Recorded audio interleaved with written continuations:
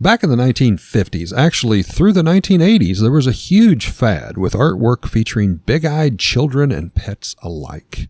All of these featured kind of a ragamuffin, homeless topic with big, sad eyes, often with a single tear or crying.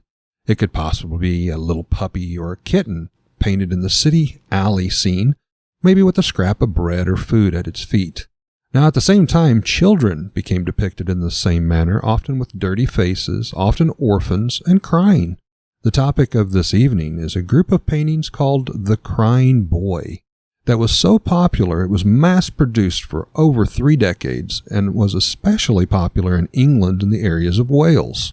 Imagine, if you will, owning one of these paintings that are now considered cursed. Why, may you ask, cursed? Well, in several instances, the home with the painting would burn to the ground.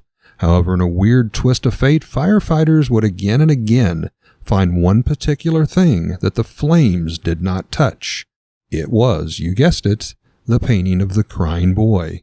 It would be found without damage or even discoloration amongst total annihilation of everything else in the home.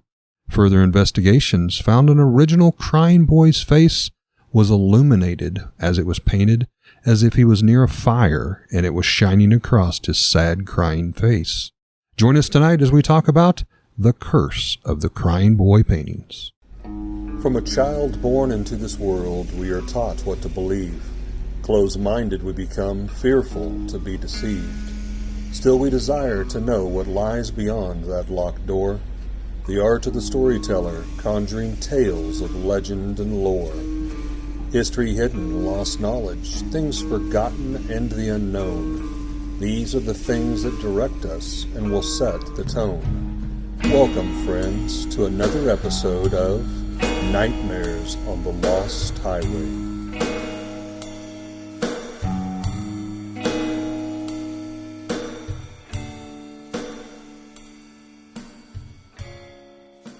Now, listeners, I wish you could see this magnificent shirt my friend Bill Weirs is wearing. It is colorful. It is UFO abduction in a wooded area with Sasquatch. The Sasquatch is down here. It is amazing, and I understand it's a Christmas present. My son ordered it for Christmas. He was looking for a shirt for me. And when I opened it, he told me that's my podcasting shirt. Absolutely. It's got, like you said, it's got the UFOs on the top and then the Bigfoot's down below. And it was, when I opened it, I was, it took, like you said, you see all the color first and then you got to really, you look at it. Well, as he came in the shop door today, as we were getting ready to, of course, we record back here in the backside of Raven's Loft, our shop. He came in the door. He's 25, 30 foot away. And easily I spot trees and Sasquatch and then kind of these bright and yellow orange lines that later I get to see as UFOs. And it's like, oh my gosh, I love this shirt. So totally unrelated to the topic. But hey, you know, while we're sharing, we got to share that. So let me just start off by saying that in many folk traditions, a picture falling from the wall is seen as an omen of impending death. And if the picture is the portrait of a living person, it's usually the death of that person that's on the way. Now, like Eric said, this was a mass-produced print. Was it 50,000 copies were purchased in the UK alone? Just in the UK, yes. So, now, as Bill said, The Crying Boy was mass-produced, a print, a painting. Now, we also have to add there was the original figure of the portrait of the Crying Boy, and then also considered under this are several different children that were depicted. Yeah, I was going to say, the artist himself did multiple different children.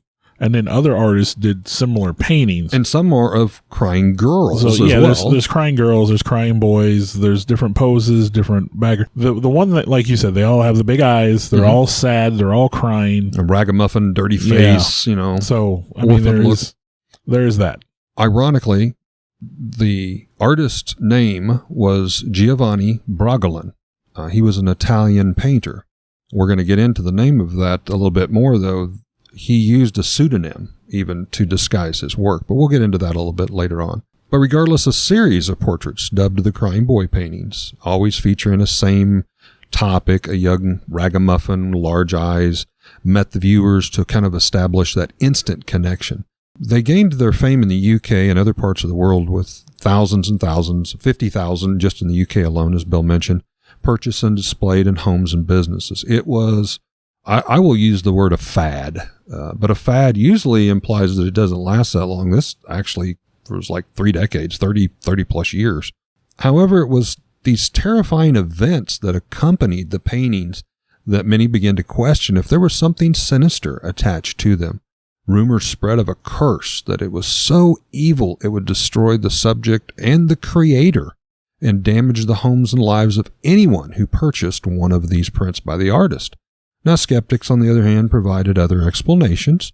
Many seemed to have an opinion of the story, from urban legend and from a cursed myth to media hysteria.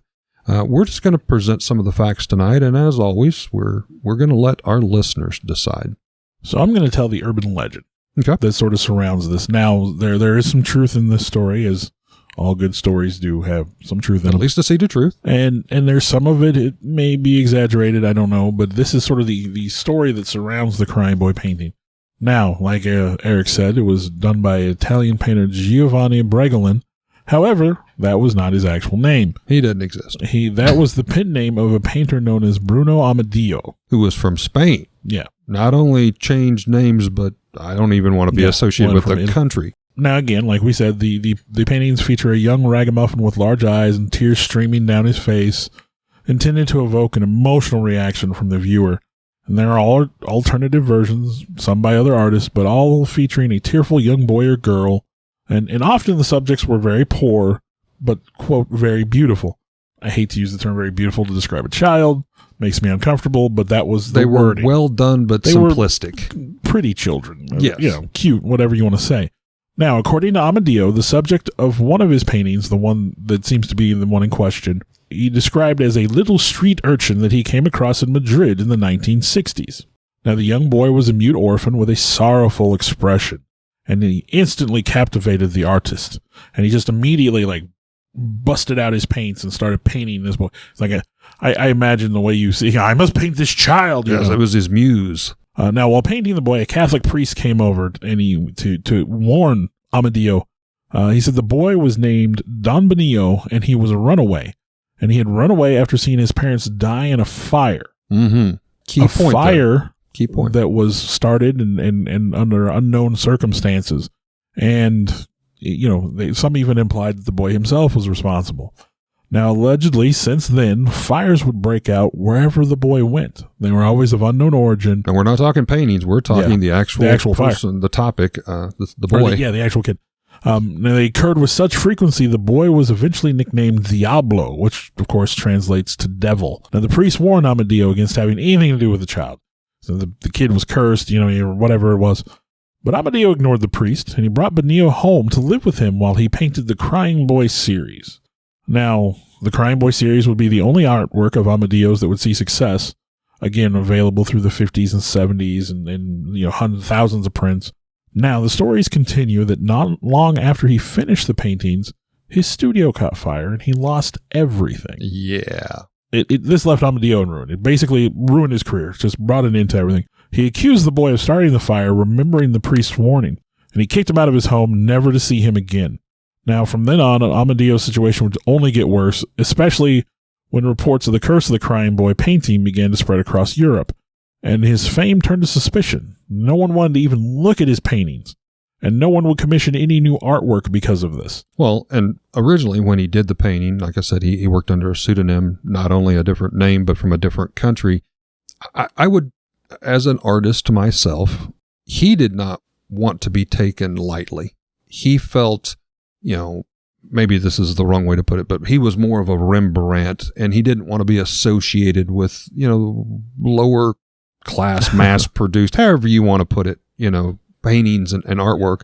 But yet, as you said, this is what he became known for. Yeah. And I mean, you got to do what you got to do to pay the bills. And obviously it made him quite a bit of money until he lost everything in the fire.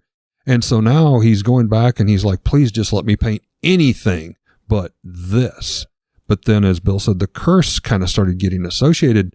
Well, then it was like, well, you're cursed. You're the artist who captured this Diablo, this small innocent child in this painting. And so, yeah, it's a bad choice of words, but it burned him bad.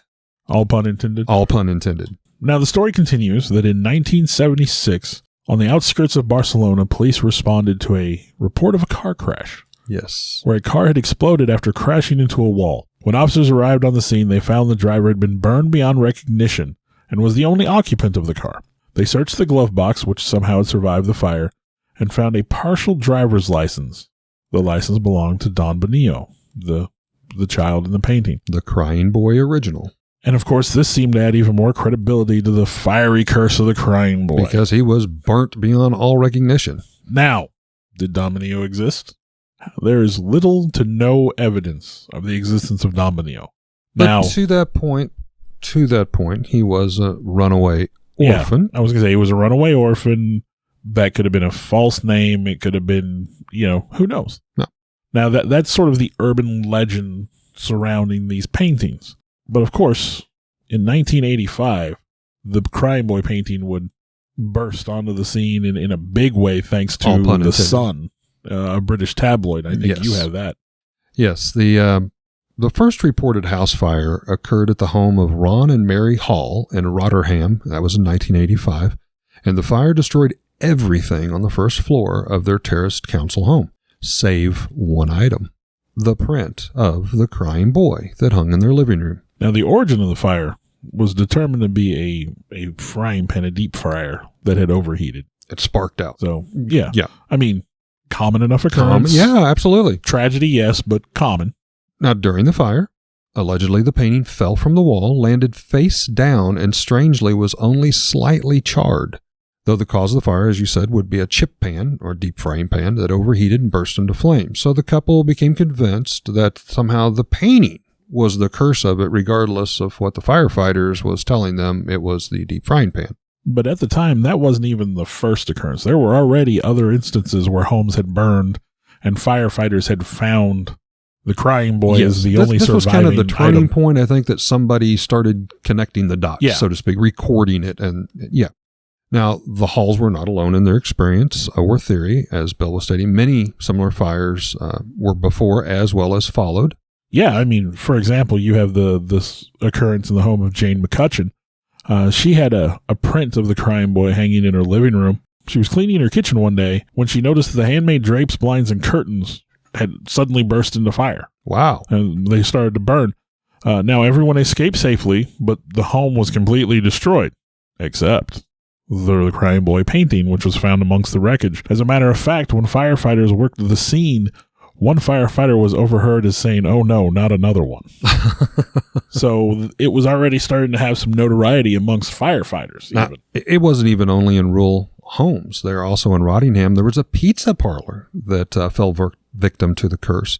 One evening after they had closed up, the whole entire building was a loss, but they had a picture of the Crying Boy, and it somehow survived. Again, you're thinking a restaurant. It's obviously pizza you're cooking. So the official cause I did not see, but you can imagine, it was probably just electrical short. Well, at this point, people tried to burn their copies. I was going to say at this point, some of the people who even lost everything in their fire, that one couple in particular, took the painting out back, just convinced this thing is cursed, and lit it on fire, or tried to light it on fire, and it would not burn.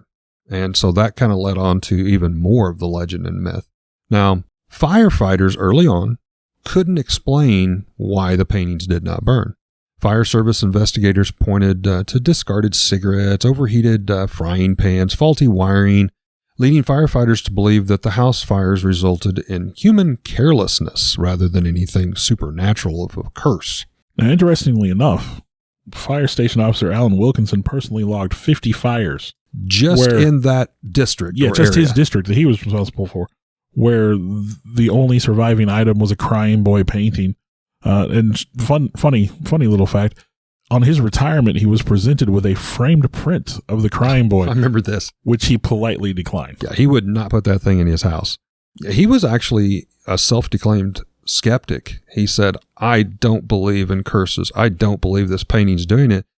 And that's kind of why he started the list that acquired 50 fires logged in his district. And he kind of began to believe into it, obviously, by the end of it, by not accepting the gift, if you will. Yeah, it says he didn't believe in the curse, but he still wasn't willing to, he wasn't going to hang one in his house. I found a quote that he actually did for a newspaper article that I thought was odd, and somebody had questioned him, and they said, okay, well, obviously you've investigated some of this. You've been the firefighter on call to some of these calls. You've logged over 50 of these. Why do you think the painting never burns? And his answer was, I always say it's the tears of the child that put the fire out. Thought that was interesting. Now, September 5th, 1985, the tabloid The Sun runs an article entitled The Blazing Curse of the Crying Boy. And they start to kind of recap some of the events we've already talked about here. By the end of November, believing the curse was widespread enough that The Sun began to organize a mass bonfire of the paintings. Eventually, about 2,500 copies were sent in. They had so many, they didn't know what to do. Now, this was after about a 6-week span of news articles featuring it in The Sun, the tabloid, yes. So eventually they decided they're going to burn them in a bonfire near the River Thames in a highly publicized event held on Halloween night. Of course. Why not do it on Halloween? And of course, as the story went on, the curse of the painting would evolve. Having the curse in your house would cause injury or death to the family. Some people reported accidents after buying a copy. Again, people trying to burn them, and they were horrified when they found they couldn't. It was just this huge, I don't know how you'd phrase it, but this outpouring of hatred for the Crying Boy painting. We got to destroy it. We got to get rid of it. It's a curse. Now, going back to The Sun, the tabloid, now in Britain, there was 2 major tabloids. The Sun was one, and honestly, the other one escapes me. But on September 4th, 1985, the Crying Boy paintings first received what would be 6 weeks of the news coverage leading up to the burning of the paintings that Bill was talking about. And the first article was Blazing Curse of Crying Boy. It was published on page 13 by British tabloid newspaper, The Sun, and it detailed the harrowing experience of recent victims of the house fire, Ron and Mary Hall, that we talked about. They did a follow-up article on September 5th, and it brought new terrifying stories from readers who claimed after they read that story, hey, this has happened to me as well. And we started getting cases even outside of that district that the firefighter was recording the 50 alleged cases of. Now, some people speculate that all of this was just an advertising ploy from a genius of The Sun, saying that, okay, we've got a heck of a story here. We're going to beat our competition, and we're going to just fully, throw fuel on the fire, all pun intended, on this story. So they ran, as I stated, 6 weeks of stories. And then the manager, owner of The Sun, saw this major outpouring and just news, letters following up and pictures and all this. And he decided, and this was Blockbuster, as you said, send us your paintings. We will save you. We will save our readers. And they were expecting a few hundred, but I think the number you quoted was 20, almost about 2,500 copies. 2,500 copies. I read an interview with one of the secretaries, and she said, we had 2 empty offices that we soon filled from floor to ceiling with paintings that were coming in. Well, that was and they spilled out into the hallway beyond that. The original intent was not to have a bonfire. That was not how it first started. But they had accumulated so many copies, they had to do something with them. Yeah. So, well, then again, major advertising genius. What are we going to do with all this stuff? It's stacking up. Oh my gosh, they're still coming. What are we going to do? So it was declared that on, as you said, Halloween, again, pretty good. Pages of this stuff appeared on page 13 several times. We're going to burn them in a controlled burn with some of the firefighters that have been here standing support in case things get out of hand.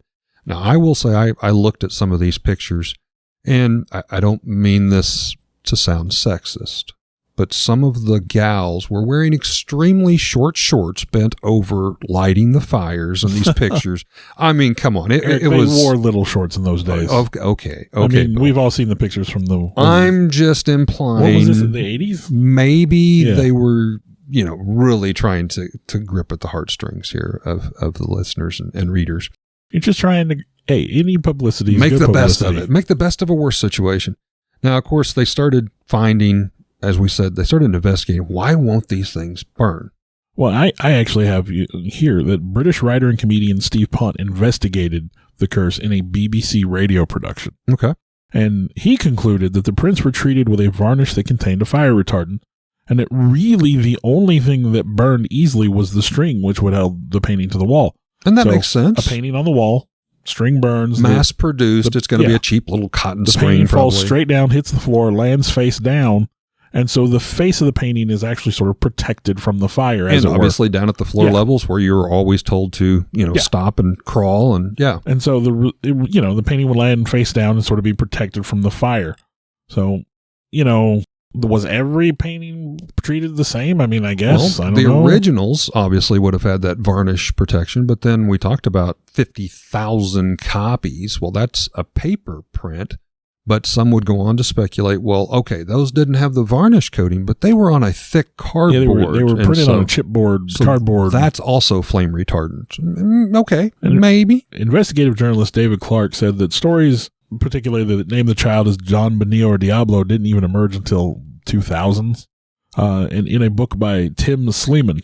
And the book related the child to several fires, including the painter's studio, but that Clark determined there was absolutely no truth whatsoever to any of that.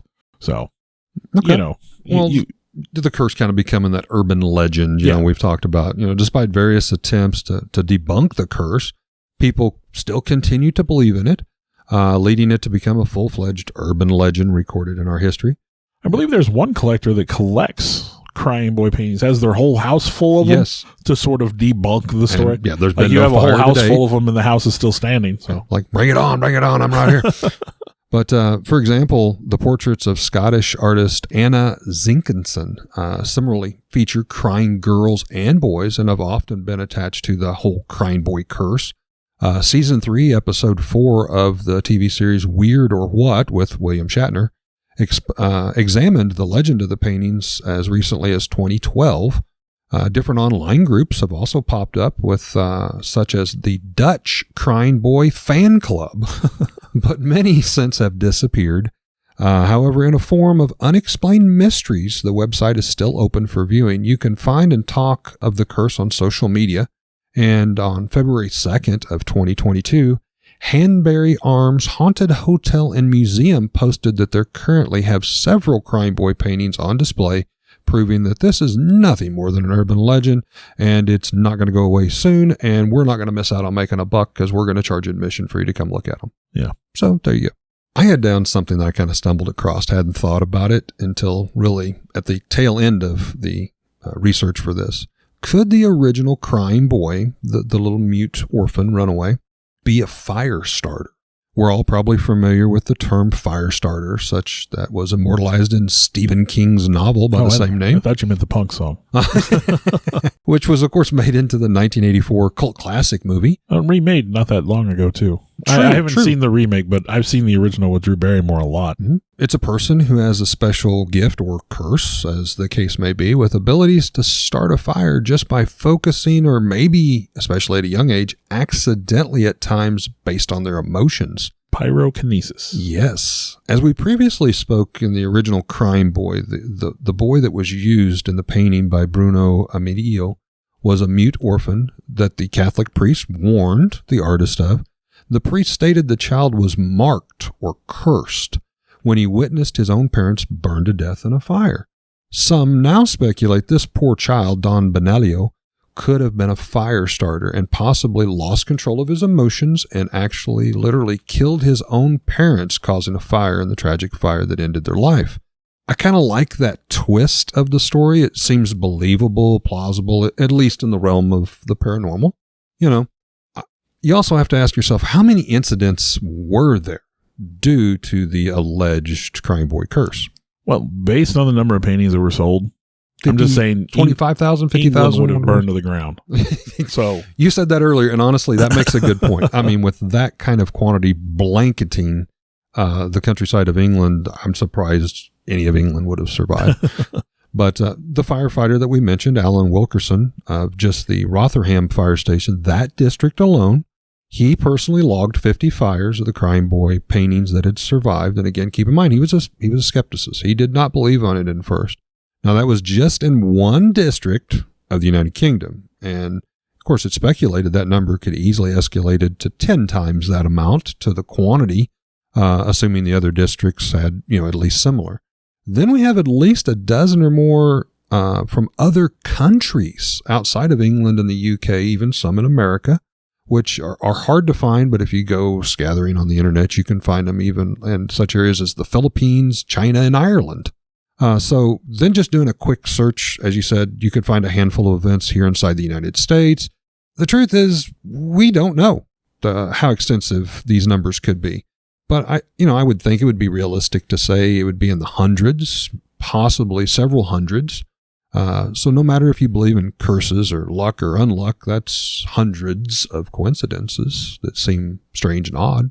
But with, like you said, the numbers of those paintings that are out there, it doesn't add up. If it was the painting, if every copy of the painting was cursed, and you have to assume that, like, if the item survives the house fire, then you take it and maybe, I don't know. What do you do with it? Bury it? I guess if I had a weird painting that survived a house fire, I might not want to take it with me. Give it to a friend. What would you do?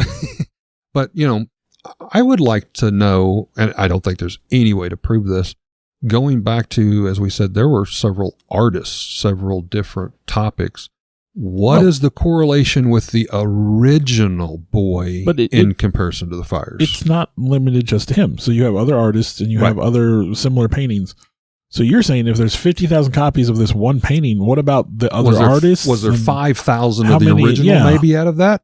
I don't know. And I don't think we'll ever know. So I'll be honest, when I was doing this, I think I came up a little bit short. So I was looking for other cursed paintings to see if there were more. Now, I came across a huge list of allegedly haunted paintings, but I was looking for a painting with a curse on it. I didn't want a haunted painting. And I came across Pogo the Clown. Mm-hmm. I've heard this name before. Yeah, I was going to say, now we've definitely heard of Pogo the Clown. We previously associated with serial killer. Talked about John Wayne Gacy. I know we did an entire episode about John Wayne Gacy. But he did he painted quite a bit. Not a master by any means. Trying to earn some money to hire lawyers to get him out. But he painted a painting of his alter ego, Pogo the Clown, that he would dress up and go to children's parties as. Now, musician Nicky Stone bought it for $3,000 in 2001, and he began to regret it immediately when his dog died and his mother got cancer. Ugh. Now, he said it was because of the dark influence of the painting. And so a friend of his said, okay, if you don't want to hold on to it, I'll hold on to it. Like, I'll hold on to it for you. That's a good friend. Soon after, the friend's neighbor was killed in a car crash. Ouch. I don't know how it's related to the painting, but they went ahead. Okay. A second friend said, well, okay, if you don't want to hold on to it, I'll hold on to it. Pass the hot potato here. That friend attempted suicide. Said the presence of the painting in his home made him uncomfortable.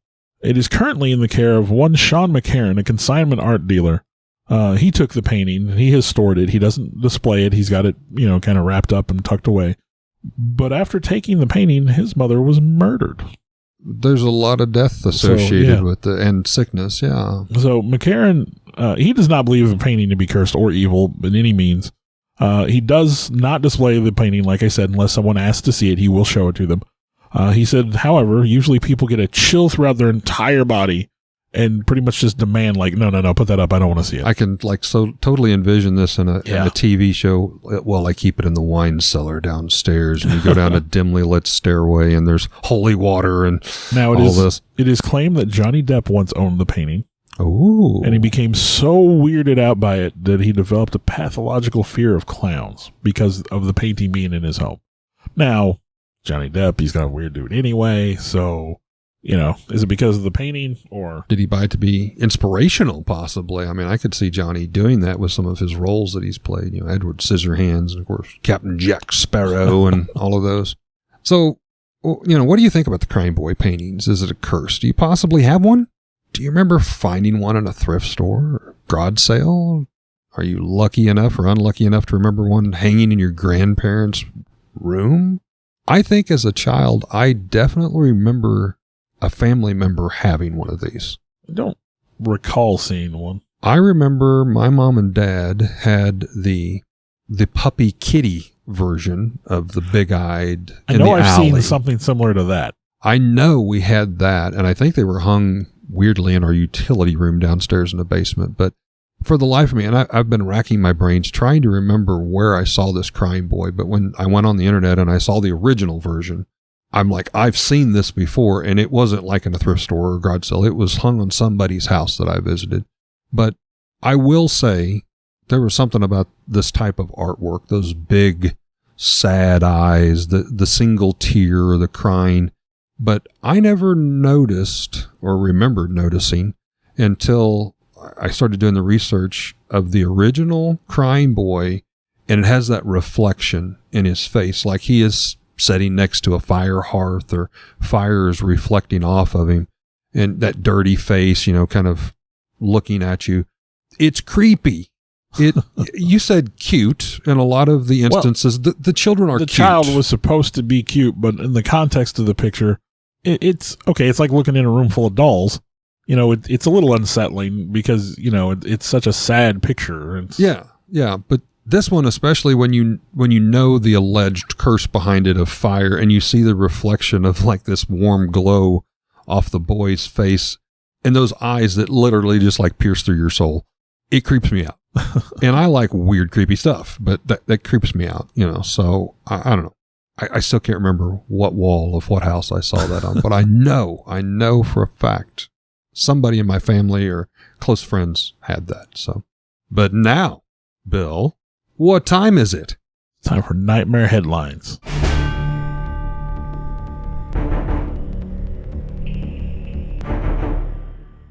Take it away. My headline is from The Blade, October 28th, 2022. Toledo couple collects haunted objects.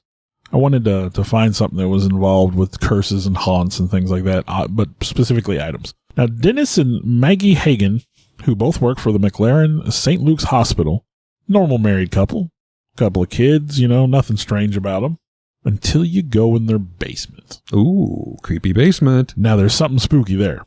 Entrants to the room are warned. There are a lot of haunted artifacts within. They do have negative items, and you have been warned. And at first glance, a lot of it seems to be fairly innocent, but every item in the display is said to have a spirit attached. Example, there are at least 24 dolls on display. Of course, creepy dolls. Not scary in itself, but hey. These include a Pinocchio doll with the spirit of a boy named Mario, a vintage Howdy Doody with a spirit of a boy named Matthew, and a doll named Helen said to be home to a demon that has attacked both of the Hagens, which they keep contained with a cross that has been blessed by an exorcist hung around the doll's neck. This sounds like Ed and Lorraine Warren's museum. I mean, serious. Give me a minute. I touch on that a little bit. Okay. There's a wooden high chair from the early 20th century with a makeshift Ouija board painted on the underside of the tray that the mom allegedly used to try to contact the deceased infant who used the chair. Creepy, creepy. There's a black medical bag from the earlier 20th century with the spirit of a doctor bound to it. An ornate Bible kept in a glass case. The Bible was used in an exorcism in the 70s. Now, the spirit of the young woman has bound herself to the Bible. That seems really weird. As well as the entity that they excised from her. Oh, wow. So, yin and yang there. Yeah. They have a jar of dirt from Ed Gein's property in Wisconsin. And, of course, who wouldn't?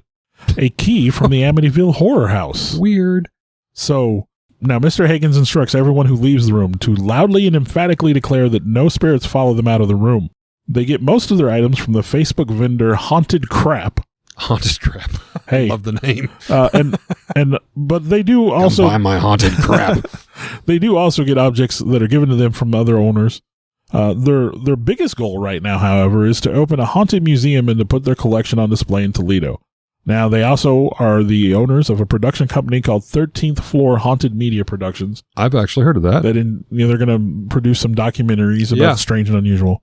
And they claim that people call them the Ed and Lorraine Warren of the Midwest. Bingo, didn't miss it. Now, story. I would go to look at that. I seriously would. My daughter, she got into watching these YouTube videos.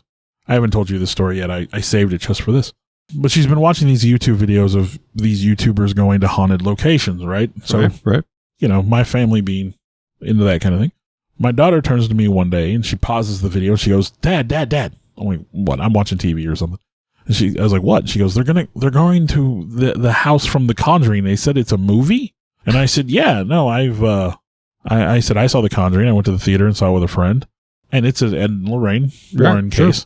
the first in the series, I believe. And I said, oh, you've been watching a lot of these? And she said, yeah. And I said, so you probably know who Ed and Lorraine Warren are. And she's like, who? I'm like, of course, she listened to the podcast. She know who Ed and Lorraine Warren are. Well, yeah, come on. Listen to my podcast. My gosh. She's with the program. 14-year-old girl. Listen to my podcast. But anyway, so here's $5. So she's like, I don't know who they are. I've never heard of them. And I'm like, oh, well, they're people that did this. They used to investigate all these things. So I'm watching my TV show. I look over about 10 minutes later, and there's Ed and Lorraine on the screen, what she's watching. And of course, about the time I look over, she turns around and she goes, Dad, they're talking about those people you were talking about. It's like, yes, I am wise beyond my years. Yeah, I know a thing or two about that stuff. So I thought that was kind of funny. It was a neat little story. It just goes to show that my kids don't listen to the podcast, and it's, disheartening. We're very heartbroken over that. Well, my headliner, there's a host of considered cursed paintings, not just the Crying Boy. And as Bill mentioned, there's even more so of haunted paintings. I stumbled across a story of, it's a painting of a Spanish general, Bernardo de Galvez. He lived in 1746 to 1786. Now, this particular painting resides at the end of a hallway in a hotel that bears his name and is said to have a supernatural influence, in particular, over photographs taken of it. I thought, I read about that one. No. That was, I thought about including that. Now, some claim to see when they take a picture with the mirror, they get a skull in the mirror. And with flash photography, especially of the painting, and according to local folklore, visitors must politely ask permission of the ghost before they take. You have to ask, or the photo won't turn out. And I like the way they said, ask permission of the ghost to take a picture of the portrait or portal. Because as a paranormal knows, mirrors are sometimes considered portals, or else the photo will be ruined upon development. Now, taking it a step further, some people even said their cameras quit working, like not batteries, but literally the camera broke after taking a picture. Now, Bill, you and I have went on ghost hunts before, and we need to again. We definitely need to. I miss my son would love to go on one, but often. It's trick photography. You can take a picture into a mirror and get all kinds of creepy, weird stuff. I can't say I've ever gotten a skull. That would be far-fetched, but I can say I've got what you could make out as like a shadow figure possibly. And that was done accidentally by taking a picture in a bedroom whose mirror reflected into a bathroom off of a mirror in there. So it's kind of a double mirror kind of thing. But, so some of that can be explained. But again, there's a lot of curses out there, paintings, pictures, mirrors, whatever the case may be.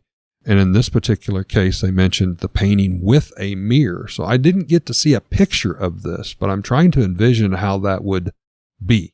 How would you have a picture and a mirror? I somehow think that that's part of the, you take the picture through the mirror, which, I think it's going to cause something some like of that stuff.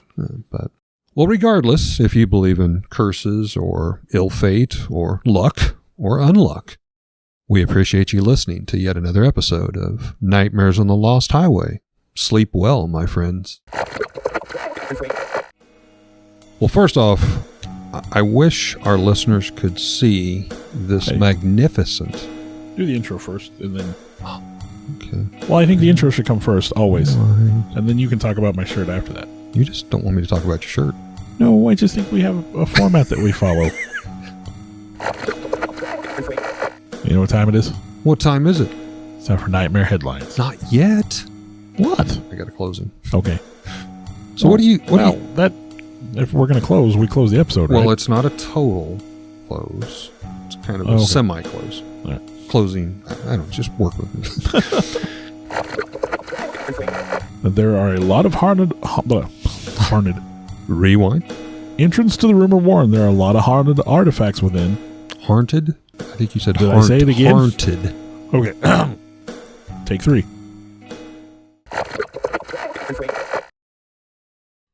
Would like to give a shout out to our first paying sponsor, Raven's Loft. That's our family shop here located in Lebanon, Missouri. It's your one-stop gaming, vintage toy, and collectible shop where you can find Star Wars, Transformers, G.I. Joe, comics, vinyl records, role-play gaming, Magic the Gathering, and so much more.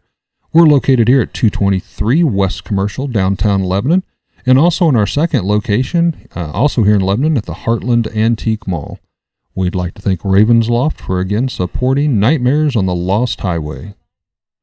I want to take a time to thank the people that helped bring this all together. Alex Tudor, you can almost call him our producer at this point. Sarah Tudor, who also helps with some of the technical stuff. I want to take a moment to extend thanks to Eric for letting us use his space to record in, kind of our makeshift studio. I, in turn, would like to thank Bill for, one, putting up with me and using this camaraderie to do something we both very much love and enjoy doing, and thank Bill's family for allowing him to spend all the time to work and clean up our recordings and present them in what you hear in the final terms, the final edition, if you will. And I'd like to thank all of you for continuing to listen. I know we've got some loyal followers out there. We do this as a labor of love, but we're happy that there are people that enjoy it hopefully as much as we do. Thank you very much.